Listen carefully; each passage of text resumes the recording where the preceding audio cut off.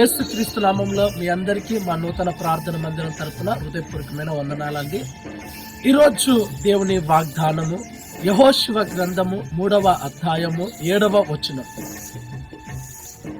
అప్పుడు యెహోవా యెహోషువతో ఇట్లనెను, నేను మోషకు తోడైయుండునట్లు నీకును తోడైయుండునని ఇజ్రాయేల్ అందరూ ఎరుగునట్లు నేడు వారి కనుల ఎదుట నిన్ను గొప్ప చెయ్య మొదలు పెట్టెదను.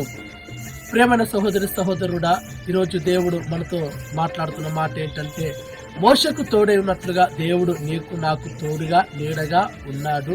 అలాగే మనల్ని ఉన్నత స్థితిలో తీసుకురావాలని దేవుడు ఇష్టపడుతున్నాడు.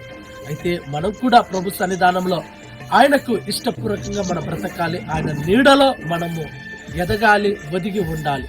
దేవుడు ఈ వాక్యమును దీవించి ఆశీర్వదించును గాక. ఆమేన్, ఆమేన్.